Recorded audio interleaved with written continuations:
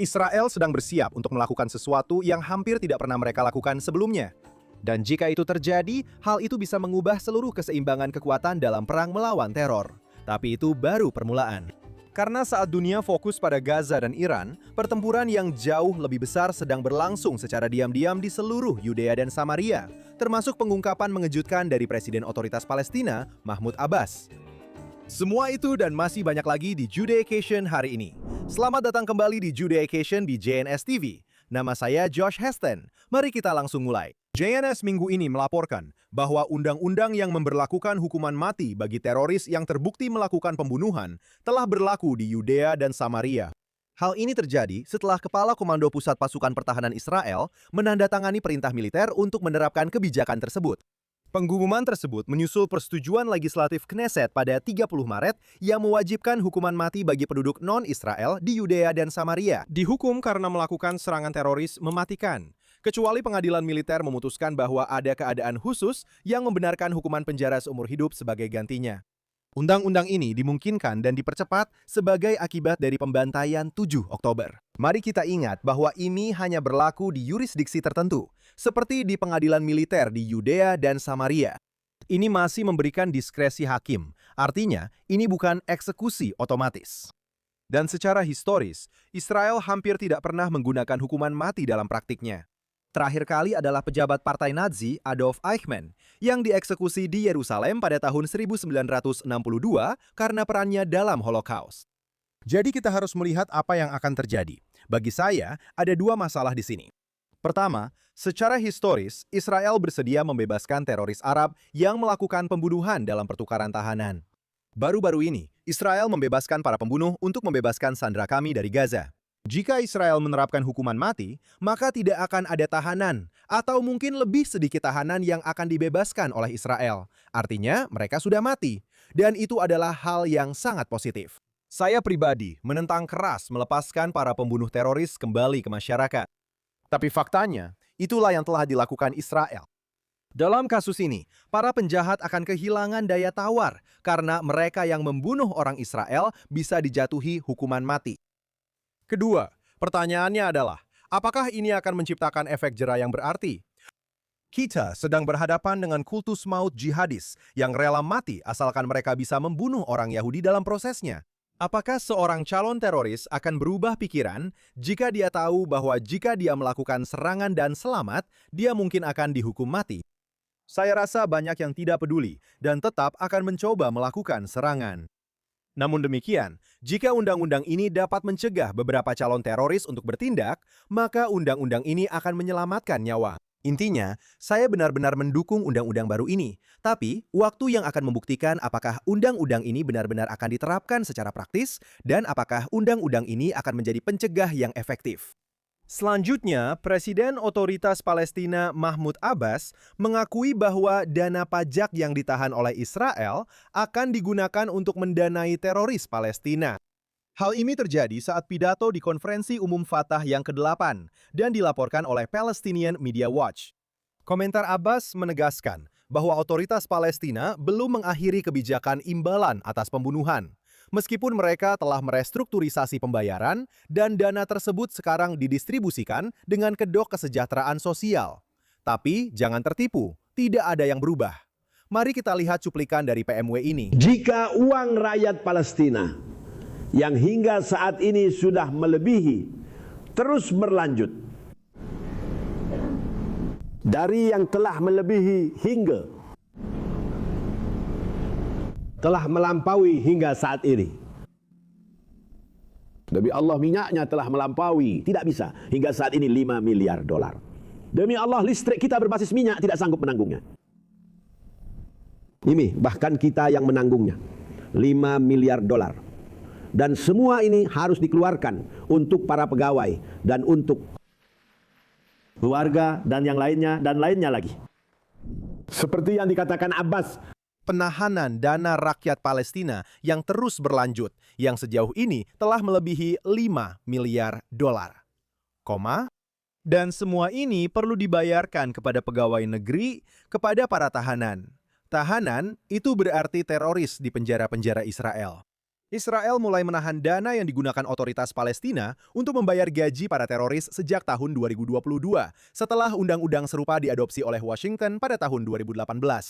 Undang-undang Taylor Force membuat Washington tidak dapat memberikan bantuan ekonomi kepada Ramallah sampai mereka menghentikan skema pembayaran kepada teroris dan pernyataan dukungan publik terhadap terorisme. Pendiri dan Direktur Palestinian Media Watch, Itamar Marcus, berkomentar kepada Jerusalem Post bahwa pengakuan Abbas harus menimbulkan implikasi besar di tingkat internasional. Marcus mengatakan, untuk membenarkan pendanaan yang terus berlanjut kepada otoritas Palestina, negara-negara barat telah menyangkal temuan PMW bahwa skema pembayaran kepada teroris masih berlangsung dan menerima kebohongan Abbas bahwa pendanaan terhadap teroris telah dihentikan pada September 2025, jelasnya. Pengakuan jujur Abbas di depan kamera bahwa dia membutuhkan uang untuk membayar para tahanan atau teroris menegaskan dokumentasi PMW.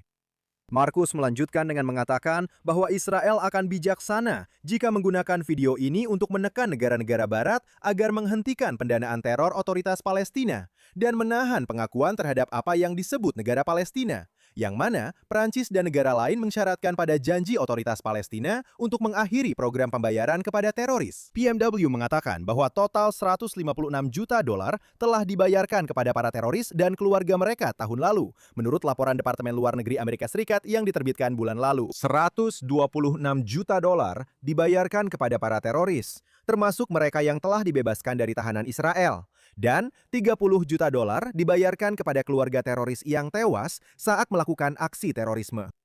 PA telah berjanji untuk memberikan total 214 juta dolar kepada keluarga-keluarga tersebut. Menurut PMW, dampak ekonomi dari dana yang hilang telah menyebabkan masalah signifikan di sektor publik PA.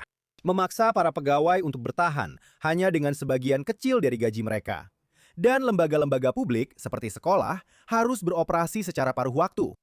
Intinya teman-teman, PA sedang mencari-cari uang untuk membayar para teroris dan keluarga mereka. Ini adalah prioritas utama mereka, bukan sekolah, rumah sakit, atau perdamaian yang tidak pernah mereka dukung. Proyek nomor satu mereka adalah membayar teroris yang tertangkap saat mencoba membunuh orang Yahudi. Dan jika teroris itu mati saat mencoba, maka keluarganya akan dimasukkan ke dalam daftar gaji otoritas Palestina. Inilah masyarakat yang hidup berdampingan dengan kita di Yudea dan Samaria, serta di seluruh Israel. Inilah orang-orang yang seharusnya kita ajak berdamai. Selama lebih dari 30 tahun, kita menghadapi hal ini setelah janji-janji palsu tentang perdamaian. Sudah saatnya Israel benar-benar meninggalkan otoritas Palestina, meninggalkan kesepakatan Oslo yang tidak membawa apa-apa selain kesuraman dan kehancuran, kematian dan kerusakan. Mari kita cari jalan lain untuk maju.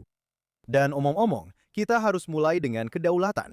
Selanjutnya, Menteri Keuangan Israel Bezalel Smotrich minggu ini memerintahkan evakuasi segera Khan al-Mar, sebuah dusun di padang pasir Yudea yang diperebutkan, di mana orang-orang Badui Arab secara ilegal mendirikan bangunan dan tempat tinggal. Smotrich, yang juga menjabat sebagai menteri di Kementerian Pertahanan Israel dan bertanggung jawab atas urusan sipil di Yudea dan Samaria, menginstruksikan perwakilannya di administrasi sipil untuk mengambil semua langkah yang diperlukan guna melaksanakan pemindahan tersebut secepat mungkin, menurut kantornya. Yerusalem telah berupaya selama bertahun-tahun untuk memindahkan komunitas tersebut yang terletak di koridor strategis E1 antara Yerusalem dan Ma'ale Adumim. Berbicara pada konferensi pers minggu ini, Smotrich mengatakan bahwa evakuasi tersebut merupakan bagian dari pembalasan Yerusalem terhadap otoritas Palestina, yang ia tuduh telah memicu permintaan surat perintah penangkapan rahasia terhadap dirinya di Pengadilan Kriminal Internasional di Den Haag. Smotrich mengatakan, yang pasti adalah bahwa otoritas Palestina dan rakyatnya berada di balik seluruh proses ini. Dia mengatakan mereka berada di balik perang hukum di ICC dan Mahkamah Internasional. Mari kita uraikan hal ini. Permukiman ilegal di Khan al-Amr berada di sepanjang Jalan Raya 1 antara Yerusalem dan Laut Mati. Ini adalah komunitas ilegal utama milik otoritas Palestina di area C yang berada di bawah kendali penuh Israel. Semua ini adalah bagian dari rencana Fayyad tahun 2009, di mana otoritas Palestina membangun komunitas-komunitas ini dari nol. Mereka menempatkannya di lokasi-lokasi strategis di area C. Biasanya dimulai dengan membangun sekolah ilegal, lalu mereka membangun di sekitarnya. Itulah yang terjadi di sini. Otoritas Palestina tahu persis betapa buruk citranya jika Israel terpaksa membongkar sebuah sekolah. Sebenarnya itu rencana yang brilian. Mereka menggunakan anak-anak mereka sendiri sebagai pion. Mereka mendirikan sekolah, mendatangkan anak-anak ke sana, lalu media datang untuk mengambil gambar. Jika Israel memutuskan untuk menghancurkannya, anak-anak ini menjadi aktor mereka dalam produksi Hollywood ini. Khan al-Amir adalah komunitas ilegal. Mahkamah Agung Israel telah menyatakan dengan jelas bahwa itu ilegal. Tempat itu juga bukan tempat yang aman. Tempat itu persis di samping jalan raya, tapi otoritas Palestina tetap menempatkan orang-orang Badui di sana, terutama anak-anak itu, juga sebagai pion untuk mengambil alih tanah negara Israel. Jadi, Menteri Smotrich mengatakan sekali dan untuk selamanya, sudah waktunya untuk membongkarnya. Ini seharusnya sudah dilakukan bertahun-tahun yang lalu, tapi tidak ada pemerintah yang mau bertindak. Mungkin karena mereka tidak ingin muncul gambar-gambar pembongkaran sebuah permukiman dan sekolah. Tapi Smotrich sekarang sedang mencari cara untuk menghukum otoritas Palestina atas surat perintah penangkapan rahasia terhadap dirinya di Pengadilan Kriminal Internasional. Tentu saja dia benar. Tentu saja otoritas Palestina mencoba segala cara untuk menjerumuskan Israel dan pejabat Israel ke dalam masalah. Beginilah tingkah mitra perdamaian kita yang katanya, Israel seharusnya membongkar desa ilegal ini. Itu harus dilakukan karena kita adalah negara hukum. Jika diperlukan surat perintah penangkapan rahasia agar Israel bertindak, tidak masalah. Itu memang tidak ideal dan seharusnya sudah ditangani bertahun-tahun yang lalu. Tapi sudah saatnya Israel menuntaskan hal ini sekali untuk selamanya. Dan omong-omong, bukan hanya Khan al-Mar, Israel seharusnya bertindak di seluruh Yudea dan Samaria untuk membongkar kamp ilegal PA. Selanjutnya, ada kabar baik minggu ini. Setelah bertahun-tahun bekerja, stasiun kereta Samaria Tibet diresmikan minggu ini, menghubungkan komunitas di Samaria Utara dan Tibet ke jaringan kereta nasional. Pembukaan stasiun ini diharapkan membawa revolusi transportasi. Bagi penduduk di wilayah tersebut, ini akan langsung menghubungkan komunitas Samaria Utara ke pusat Israel. Stasiun baru ini menandai tonggak sejarah, dan ini adalah pertama kalinya sebuah stasiun kereta resmi di negara Israel menggunakan nama Samaria. Stasiun ini akan melayani puluhan ribu penumpang dari seluruh wilayah, khususnya penduduk komunitas Avnei Hevetz, Salit Sufim, Einaf, dan Savei Shomron. Kepala Dewan Regional Samaria, Yossi Dagan, mengatakan bahwa stasiun Samaria Tibet merupakan lompatan besar bagi kualitas hidup, keamanan, dan pengembangan ekonomi di wilayah tersebut. Ini adalah langkah penting menuju tujuan kami untuk membawa 1 juta penduduk ke Samaria dan memperkuat koneksi antara Samaria dan wilayah Tel Aviv serta seluruh Israel Tengah. Dia menambahkan, upaya pembangunan komunitas Yahudi di Samaria adalah bagian yang tak terpisahkan dari negara Israel dan akan tetap seperti itu selamanya. Sekarang, ini adalah berita besar.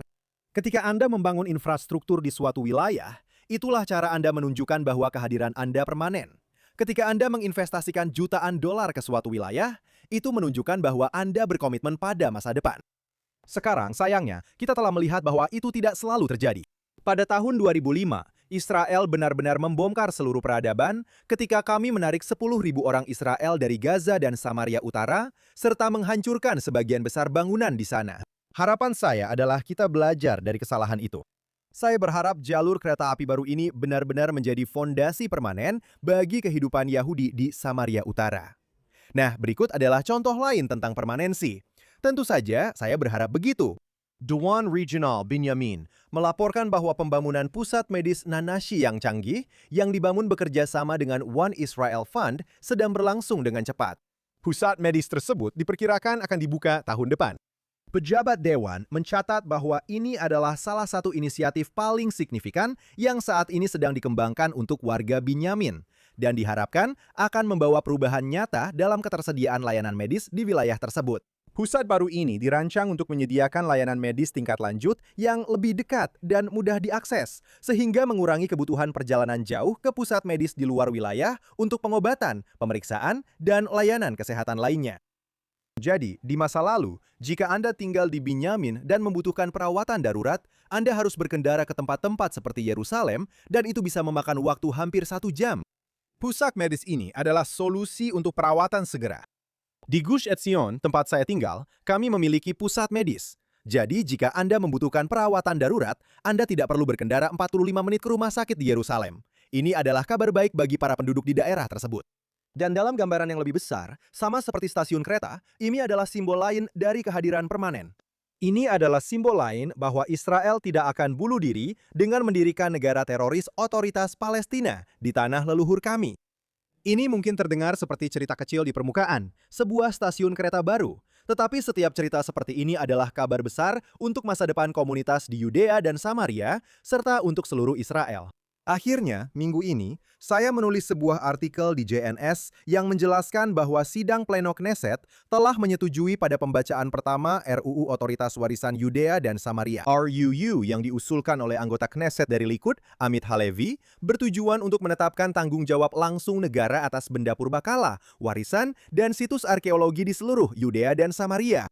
Di bawah usulan tersebut, badan ini akan berfungsi sebagai administrasi profesional independen yang bertugas meningkatkan dan memperlancar pengelolaan situs warisan, sekaligus mengurangi kerusakan terhadapnya. Undang-undang ini juga bertujuan untuk menjamin secara hukum pendanaan bagi kegiatan otoritas tersebut melalui anggaran Kementerian Warisan. Selama bertahun-tahun, warga Arab di PA telah menghancurkan situs arkeologi dan warisan Israel di Yudea dan Samaria. Sangat sedikit yang telah dilakukan untuk mencegah hal ini. Sekarang, Israel membentuk sebuah badan baru yang akan bertanggung jawab untuk melindungi situs-situs tersebut. Di bawah perjanjian Oslo antara Israel dan PLO, PA diberi tugas untuk melindungi situs-situs arkeologi di wilayah A dan B yang berada di bawah yurisdiksinya. Namun, PA gagal mencegah vandalisme yang meluas. MK Halevi mengatakan bahwa setelah 59 tahun diabaikan sejak Israel mengelola wilayah tersebut pasca Perang 6 Hari, akhirnya Israel mengambil tanggung jawab secara resmi dan serius untuk memastikan harta spiritual dan budayanya terlindungi. Halevi mengatakan bahwa RUU ini bersifat historis, dan ini merupakan pertama kalinya Israel akan menerapkan hukum Israel secara langsung di situs-situs di Yudea dan Samaria. Jadi ini adalah perkembangan yang sangat positif. Kita pernah membahas sebelumnya tentang terorisme terhadap situs arkeologi yang terjadi di bawah PA. Jadi, apa tujuan mereka? Apa tujuan PA? Sangat sederhana, untuk menghapus semua jejak sejarah Yahudi di Yudea dan Samaria. Mereka telah melakukan ini selama 59 tahun terakhir. Ini juga terjadi di Yerusalem, di mana orang Arab telah menghancurkan artefak Yahudi di Bukit Bait Suci. Saya sendiri sudah melihatnya. Mereka ingin mengklaim bahwa bait-bait suci di Yerusalem tidak pernah ada. Jadi mereka menghancurkan semua buktinya. PA tidak pernah mencoba menghentikan ini. Sudah saatnya Israel memutuskan untuk menanggapi masalah ini dengan serius. Nah, ini baru pembacaan pertama dari rancangan undang-undang, jadi jangan terlalu terburu-buru. Rancangan undang-undang ini masih harus melalui 2 pembacaan lagi sebelum menjadi undang-undang. Tapi mari kita berharap itu terjadi. Kita harus menjaga sejarah kita demi masa depan yang lebih baik. Terima kasih banyak telah bergabung bersama kami di Judea Occasion minggu ini. Nama saya Josh Haston, Correspondent JNS TV. Saya ingin memberikan apresiasi kepada orang-orang di balik layar di JNS TV, produser Barbara Hanamov, teknisi Aaron Rogalenter, Zach Sickerman, Ryan Lishitz, manajer stasiun Yuris Feretsky, dan editor video Olga Senatov. Pastikan Anda bergabung bersama kami minggu depan di Judea Occasion di JNS TV. Dan berikan dukungan super, berlangganan, serta kunjungi jns.org untuk semua berita terbaru dari Israel, Timur Tengah, dan seluruh dunia Yahudi. Semoga minggu Anda menyenangkan semuanya.